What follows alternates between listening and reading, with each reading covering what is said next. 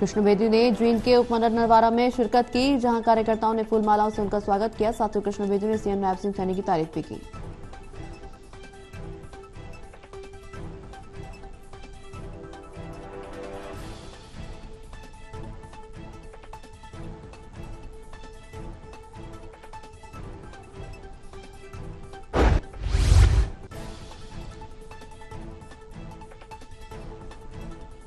बेदी ने पहलगांव में हुए आतंकी हमले पर दुख जताया, बताया दर्दनाक। हत्यारों ने समाज और देश के सहारे लोगों की बेशकीमती जान ले ली, लोगों को चुन चुन कर मारने का काम किया।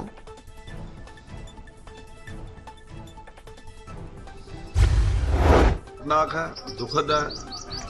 बेशकीमती जाने उन हत्यारों ने ले ली जो देश के समाज के लिए जो एक बहुत बड़े सहारा थे, और किस प्रकार से छांट छांट कर उन लोगों ने निहत्थे लोगों की हत्या करने का काम किया।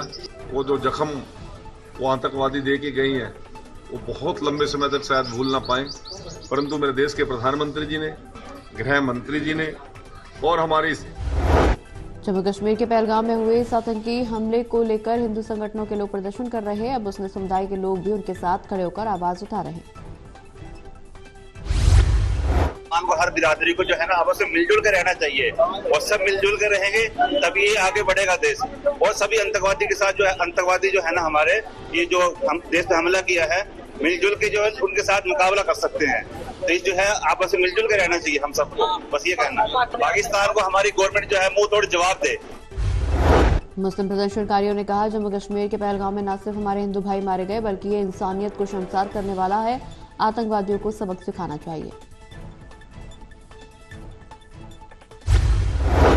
जलाया गया है, और ये वहाँ सिर्फ उन 27 मौतें नहीं हुई थी, ये पूरी मानवता के ऊपर हमला हुआ था। और हम आतंकवाद और सरासर इसके खिलाफ हैं, और हम अपनी सरकार के साथ हैं। सत्पक्ष और विपक्ष सब एक है, और इनको मिलकर आतंकवाद को हिंदुस्तान से। पहलगाम में हुए आतंकी हमले के बाद हिंदू संगठन सड़कों पर उतरकर पाकिस्तान के खिलाफ रोष प्रकट कर रहा। हरियाणा में कांग्रेस ने भी कैंडल मार्च निकाला। कांग्रेस विधायक अकरम खान ने कहा, पाकिस्तान की नापाक हरकत पूरे देश के सामने आ चुकी है। पाकिस्तान कभी भी अपनी हरकतों से बाज नहीं आ सकता। यहाँ पर जो पहलगांव के अंदर घटना घटी है, और जो वहाँ हमारे देश के लोग शहीद हुए हैं, उनको श्रद्धांजलि देने के लिए यहाँ सब इकट्ठे हुए हैं। और सिरसा में नशे का कारोबार खूब फैल रहा। सिरसा में नशे पर लगाम लगाने के लिए शासन और प्रशासन जुटा हुआ है। सिरसा में मार्च महीने में 28 करोड़ की पकड़ी गई थी हेरोइन।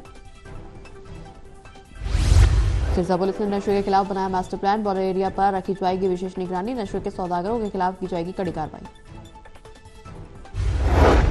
पुलिस अधीक्षक ने कहा, युवाओं का खेल गतिविधियों से जोड़ेगी और समूचे जिले में विभिन्न खेल प्रतियोगिताएं आयोजित की जाएंगी। युवाओं को नशे से दूर रखने का संदेश दिया जा रहा। प्लान में दो एस्पेक्ट, जैसे मैंने पहले आपको बताया कि एक नशे की सबसे पहले डिमांड और सप्लाई दोनों को खत्म करना। तो डिमांड को खत्म करने के लिए जो भी नशे के चपेट में जो भी व्यक्ति आ रखे हैं, एक तो उनको आइडेंटिफाई करके उनको नशे के चंगुल से। पहलगांव आतंकी घटना को लेकर इस में कांग्रेसी कार्यकर्ताओं ने आतंकवाद का पुतला फूंका। कांग्रेस विधायक ने कहा, देश की सुरक्षा के मोर्चे पर केंद्र सरकार नाकाम। पहलगांव आतंकी घटना के बाद भारत में कांग्रेस पार्टी ने पाकिस्तान के खिलाफ किसी भी सैन्य कार्रवाई के लिए जिस तरह सरकार के हर फैसले के साथ खड़े रहने का ऐलान किया है। कश्मीर के पहलगाम में हमारे 28 निर्मम लोग जो मारे गए, शहीद हुए आतंकी हमले के अंदर, उनको हमने श्रद्धांजलि दी है, और उन परिवारों को सांत्वना देते हैं कि परमपिता परमात्मा दुख सहने की शक्ति दे, जिनके परिवार। उत्तर भारत में पड़ रही भीषण गर्मी ने लोगों की मुश्किलें बढ़ा दी। तापमान में लगातार बढ़ोतरी हो रही, लोगों का कहर जारी, मरीजों की संख्या में भी इजाफा। एसएमओ डॉक्टर विजय परमार ने जानकारी देते हुए बताया, दोपहर 12 बजे से 4 बजे तक घर में से बाहर ना निकले। अगर निकलना जरूरी है तो छाता या फिर टोपी पहनकर ही बाहर निकले।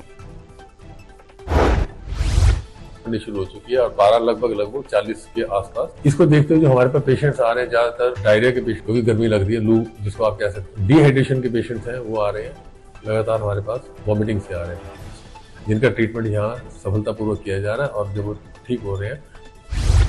यमुनानगर में खेतों में आग लगने से भारी नुकसान। किसानों के अनुसार शॉर्ट सर्किट की वजह से लगी आग, जिससे गेहूं की फसल और गन्ने के खेत जलकर खाक।